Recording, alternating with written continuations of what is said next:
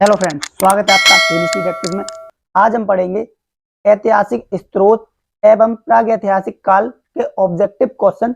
और सारे क्वेश्चन मैं आपके लिए बहुत इंपॉर्टेंट लेके आया हूँ। मोस्ट इंपोर्टेंट क्वेश्चन है और आपको डिटेल के साथ बताते हुए चलूंगा। तो प्राचीन इतिहास आज से हम स्टार्ट करेंगे ऑब्जेक्टिव में। तो आइए वीडियो को स्टार्ट करते हैं। पहला क्वेश्चन दिया है, भारत के नामकरण के संदर्भ में भारतवर्ष का उल्लेख किस ग्रंथ में मिलता है? यानी भारतवर्ष का उल्लेख किस ग्रंथ में मिलता है? हमारे ऑप्शन है, option A Ashtadhyayi, option B Arthashastra, option C Aryabhatiya, option D Acharanga Sutra. तो हमारा राइट आंसर हो जाएगा ऑप्शन ए अष्टाध्यायी। अष्टाध्यायी में भारतवर्ष का उल्लेख किया गया है। और जो अर्थशास्त्र दिया है, आपको अर्थशास्त्र के बारे में बता दूं, अर्थशास्त्र हमारी चाणक्य द्वारा लिखी गई है और अष्टाध्यायी पंडिनी द्वारा लिखी गई है। आपको ये याद रखने हैं, इनके लेखक अष्टाध्यायी के लेखक पंडिनी और अर्थशास्त्र के चाणक्य। आपको डिटेल में बताते हुए चलूंगा सारे के सारे क्वेश्चन, जिससे आपको कहीं पर भी दिक्कत ना हो। तो बढ़ते हैं नेक्स्ट क्वेश्चन की तरफ। Question number 2। क्वेश्चन नंबर 2 है, निम्नलिखित में से किसका निवास स्थान होने के कारण भारत का नाम आर्यव्रत पड़ा? अब आप देख सकते हैं, इनमें से किसका निवास भारत में था, उनके नाम पर ही भारत का नाम पड़ा था आर्यव्रत। तो option A Bharat, option B Dravid, option C Arya, option D Dushyant. तो हमारा राइट आंसर हो जाएगा ऑप्शन सी आर्य। आर्य भारत में आके बसे थे, उन्हीं के नाम पर भारत का नाम पड़ा था आर्यव्रत। बढ़ते हैं next question. Question number 3। Question number 3 दिया है, दिए गए निम्नलिखित कथनों पर विचार कीजिए। कथन दिए हैं, पहला कथन दिया है, भारत का नामकरण ऋग्वैदिक काल के प्रमुख जन भरत के नाम पर किया गया है। तो ये हमारा पहला सही हो जाएगा, पहला सही। ऋग्वैदिक काल में भारत के नाम पर भारत का नाम रखा गया था। दूसरा दिया है, भारत को जम्बूद्वीप का भी एक भाग माना जाता है। तो ये भी हमारा सही हो जाएगा, भारत एक जम्बूद्वीप का एक भाग है। तो ऑप्शन देखते हैं, केवल पहला सही है, ये गलत हो जाएगा। केवल दूसरा सही है, ये भी गलत हो जाएगा। पहला और दूसरा दोनों सही हैं, तो ये हो जाएगा हमारा राइट आंसर सी। उम्मीद आपको समझ में आ रहे होंगे क्वेश्चन। बढ़ते हैं नेक्स्ट क्वेश्चन की तरफ। Question number 4। क्वेश्चन नंबर 4 दिया है, पुरातात्विक विधा का अभिप्राय है। विधा का अभिप्राय। तो ऑप्शन दिए हैं, सारे क्वेश्चन एग्जाम में पूछे जा चुके हैं, ये एसएससी सीपीओ में आया है। ऑप्शन ए सिक्कों का अध्ययन, ऑप्शन बी शिलालेखों का अध्ययन, ऑप्शन सी महाकाव्यों का अध्ययन, ऑप्शन डी भूगोल का अध्ययन। तो हमारा राइट आंसर हो जाएगा ऑप्शन बी शिलालेखों का अध्ययन पुरातात्विक विधा का अभिप्राय है। अब आपको पुरातत्व विधा का मतलब बता देता हूं, जो पुराने काल की भूमि में गढ़ी यानी कि दबी हुई सामग्री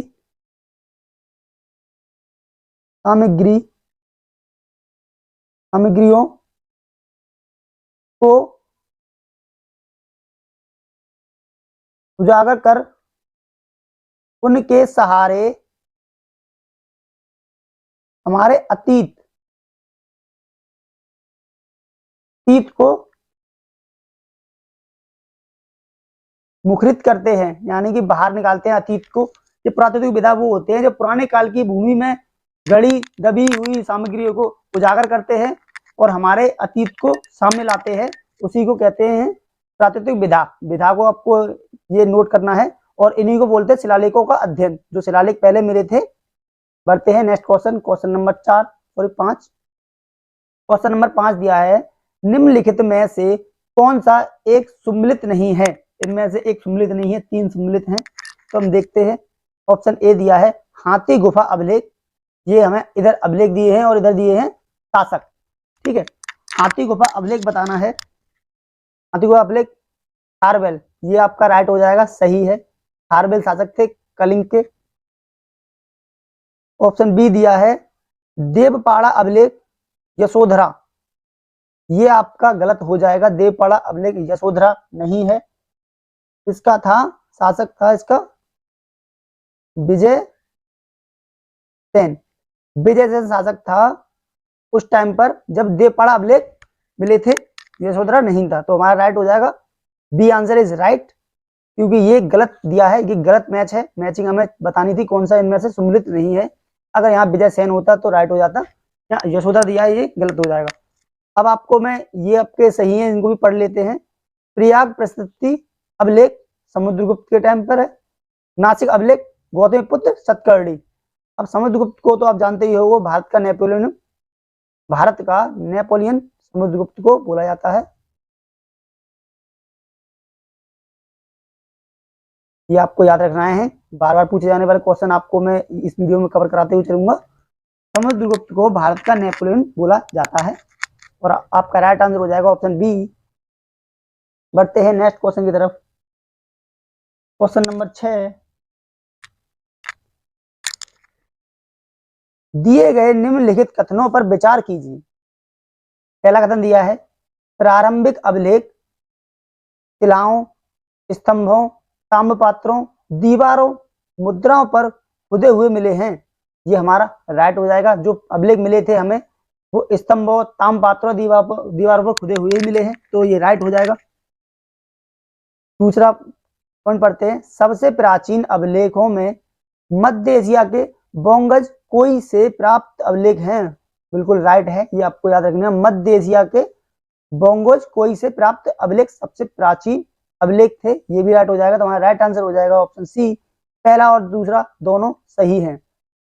बढ़ते हैं next question, question number 7। Question number 7 में दिया है, निम्नलिखित में से किसने खरोष्टी लिपि को पढ़ा था। हमारे option A Priyadarshi, option B Colin Mackenzie, option C Alexander Cunningham, option D James Prinsep. तो हमारा राइट आंसर हो जाएगा ऑप्शन डी, जेम्स प्रिंसेप ने खरोष्टी लिपि को पढ़ा था। आपको इसके साथ साथ बता दूं, ब्रह्म लिपि को भी इन्होंने ही सर्वप्रथम पढ़ा था, जेम्स प्रिंसेप ने। और ये कब पढ़ा था, 1838 ईस्वी में जेम्स प्रिंसेप ने खरोष्टी और ब्रह्मी लिपि को दोनों को पढ़ा था। बढ़ते हैं नेक्स्ट क्वेश्चन की तरफ, क्वेश्चन नंबर 8। क्वेश्चन नंबर 8 दिया है, दिए गए निम्नलिखित कथनों पर विचार कीजिए। दो कथन दिए हमें। पहला दिया है, देवनागरी लिपि बाएं से दाएं लिखी जाती है। बिल्कुल सही, देवनागरी लिपि बाएं से दाएं लिखी जाती है। दूसरा दिया है, देवनागरी का विकास आरामकाई लिपि से हुआ है। गलत हो जाएगा ये। देवनागरी लिपि का विकास आरामकाई लिपि से नहीं हुआ है, इसका हुआ है ब्रह्म लिपि से। यहाँ पे होना चाहिए था ब्रह्म लिपि, तो राइट होता, यानी कि ये गलत है। तो हमारा राइट आंसर हो जाएगा ऑप्शन ए, केवल पहला सही है। देवनागरी लिपि के बारे में बता दूं, ये बाएं से दाएं लिखी जाती है, और देवनागरी लिपि का विकास ब्रह्म लिपि से हुआ है। और जो हिंदी भाषा है हमारी, हिंदी देवनागरी से ली गई है। हिंदी देवनागरी लिपि से ली गई है। ये आपको नोट करने हैं कुछ पॉइंट। तो बढ़ते हैं नेक्स्ट क्वेश्चन की तरफ, क्वेश्चन नंबर 9। क्वेश्चन 9 दिया है, सिक्कों के अध्ययन को क्या कहा जाता है। यूपीएससी 2011 में क्वेश्चन पूछा जा चुका है। Option A iconography, option B ethnography, option C epigraphy, option D numismatics. यही हमारा राइट आंसर हो जाएगा ऑप्शन डी, सिक्कों के अध्ययन को कहते हैं न्यूमिस्मेटिक्स। बढ़ते हैं नेक्स्ट क्वेश्चन, क्वेश्चन नंबर 10। आज के सारे क्वेश्चन मैं बहुत ही मोस्ट इंपोर्टेंट क्वेश्चन लेके आया हूं, जो हर एक एग्जाम में हिस्ट्री से आते ही आते हैं। एशियन हिस्ट्री से ये क्वेश्चन बनते ही बनते हैं आपके, तो प्राचीन हिस्ट्री से आपके क्वेश्चन यहाँ से फंसेंगे ही फंसेंगे। क्वेश्चन दिया है, निम्नलिखित में से कौन सा एक सुम्मिलित नहीं है। इसमें हमें बताना है कौन सा सुम्मिलित नहीं है। तो ऑप्शन ए आहत सिक्के, 6ठी शताब्दी ईसा पूर्व, ये उल्टा हो गया थोड़ा सा, 6ठी शताब्दी उल्टा पूर्व। आहत सिक्के बिल्कुल राइट है। लेख युक्त सिक्के 2री शताब्दी ईसा पूर्व, ये भी सही राइट है। दिनार 4ठी शताब्दी ईसा पूर्व शताब्दी में, राइट है। जीतल 16वीं शताब्दी, ये हमारा गलत हो जाएगा, जीतल 16वीं शताब्दी नहीं है, ये 12वीं शताब्दी के बाद चलाई गई थी जीतल, जो कि इल्तुतमिश द्वारा चलाया गया था, इल्तुतमिश द्वारा।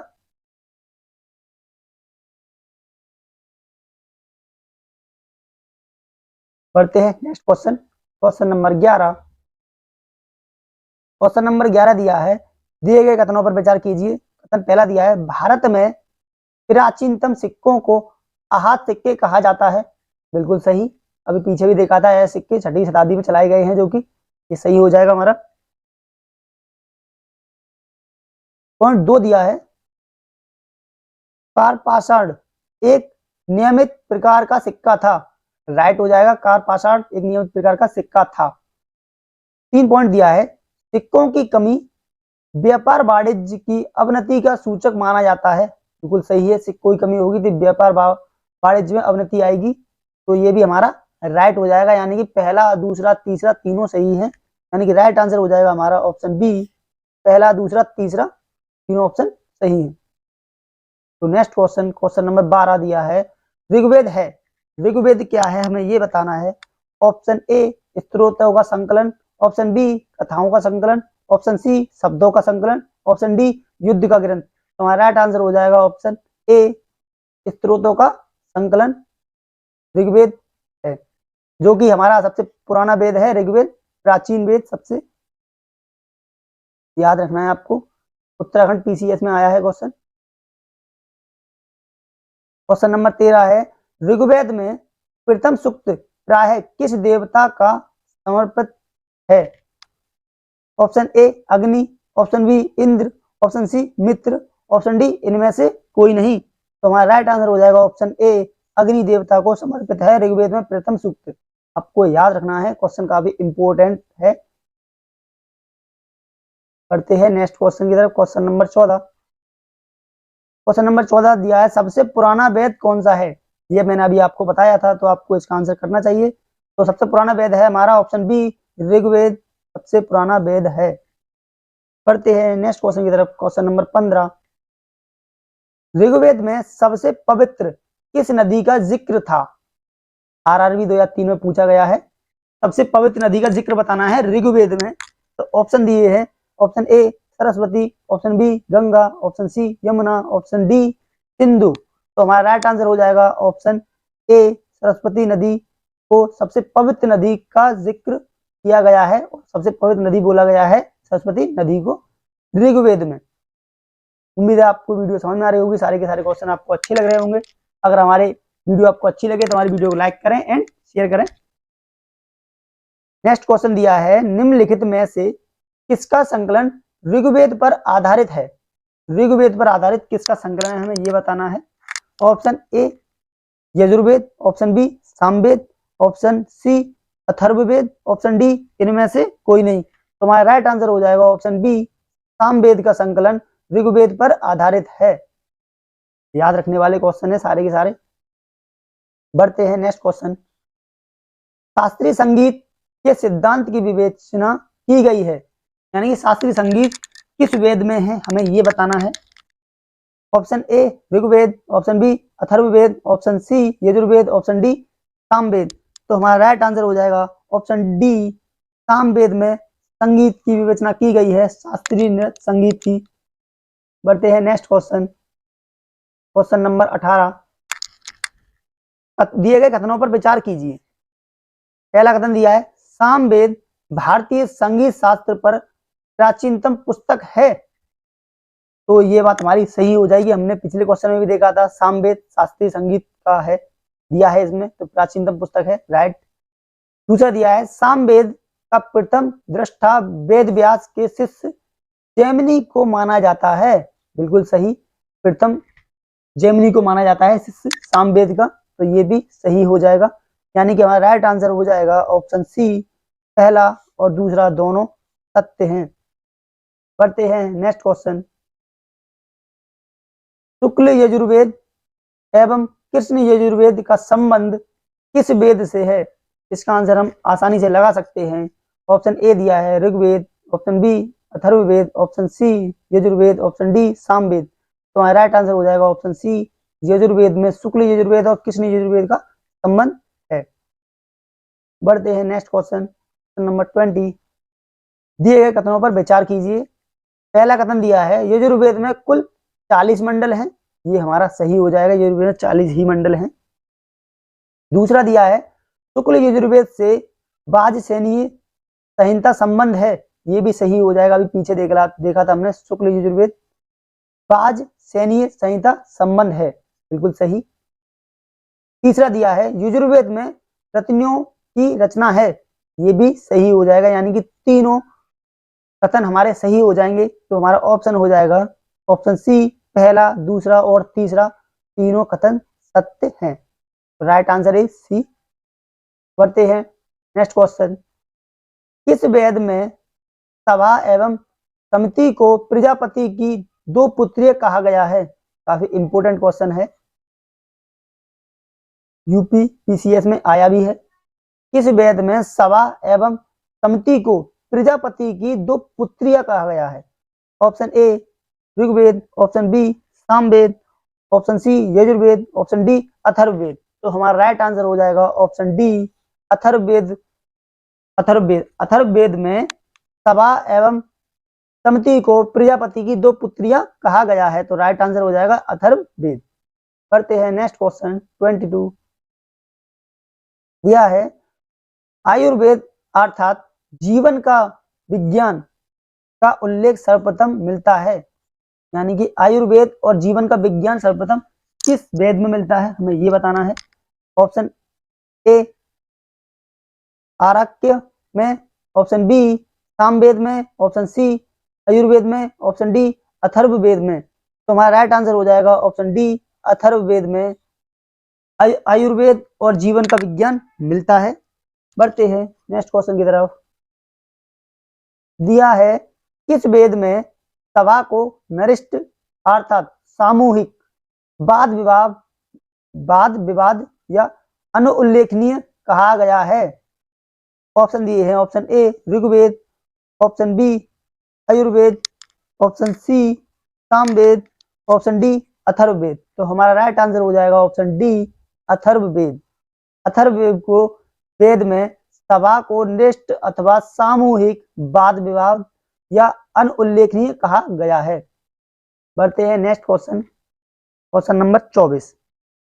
तो क्वेश्चन 24 में दिया है त्रिय नाम है, ये त्रिय क्या है हमें ये बताना है। तो त्रिय तीनों वेदों का नाम है, बी धम्म संघ व बुद्ध का, सी हिंदू धर्म के 3 देवताओं का, डी 3 मौसम का। तो हमारा राइट आंसर हो जाएगा ऑप्शन ए तीनों वेदों का नाम है त्रि। और जो तीनों वेद हैं उनको मैं बता दूं आपको, पहला है वेदत्रिय, दूसरा है लोकत्रिय और तीसरा है देवत्रिय, ये वेदत्रिय। ये तीनों वेदों का नाम है, तीनों वेदों को जो त्रिय नाम बोलते हैं, इन दोनों को त्रिय। और जो बौद्ध के हैं तीनों, उनको त्रिपिटक पुस्तक के द्वारा बोलते हैं, त्रिपिटक इनका बौद्ध धर्म का है। तो इस क्वेश्चन का राइट आंसर हो जाएगा ऑप्शन ए तीनों वेदों का वेदत्रिय, लोकत्रिय और देवत्रिय नाम है। तो आज का लास्ट क्वेश्चन, क्वेश्चन नंबर 25। तो लास्ट क्वेश्चन करने से पहले आपसे बोलना चाहूंगा, अगर आपको हमारी वीडियो अच्छी लगी हो तो हमारी वीडियो को लाइक करें और ज़्यादा शेयर करें और हमारे चैनल को सब्सक्राइब करें। तो लास्ट क्वेश्चन दिया है निम्न में सही सुमिलित करें। इधर दी है हमें सूची फर्स्ट, इधर दी है सूची सेकंड, तो हमें इनके सही मिलान करने हैं। तो देखते हैं ऋग्वेद, ऋग्वेद का मिलान करेंगे, किधर है? संगीत में स्त्रोत नहीं, स्त्रोत कर्मकांड नहीं, तंत्र मंत्र एवं वशीकरण ये भी नहीं है, स्त्रोत एवं प्रार्थना है। तो हमारा पहले का हो जाएगा चौथा, स्त्रोत एवं प्रार्थना है। यजुर्वेद, यजुर्वेद का होता है स्त्रोत और कर्मकांड, तो ये दूसरा हो जाएगा। सामवेद का होगा आपका सामवेद संगीत, सामवेद में संगीत है तो ये हो जाएगा। और बचा अथर्ववेद जो है तंत्र मंत्र एवं वशीकरण, अथर्ववेद में है तंत्र मंत्र एवं वशीकरण। ये आपको याद रखने हैं, चारों वेदों के बारे में एक ही क्वेश्चन में सारी की सारी डिटेल आपको मिलने को मिल रही है, ये क्वेश्चन आपको अच्छे से याद रखना है। तो हमारा राइट आंसर हो जाएगा पहले का 4, पहले का 4। पहले का 4 ये हो जाएगा ए, पहले का 4, बी का 2, सी का 1, ये हमारा ए राइट ऑप्शन हो जाएगा। उम्मीद है आपको हमारी वीडियो अच्छी लगी होगी। अगर हमारी वीडियो आपको अच्छी लगी हो तो हमारी वीडियो को लाइक करें, चैनल को सब्सक्राइब करें, वीडियो को शेयर करें। थैंक यू, मिलते हैं नेक्स्ट वीडियो में।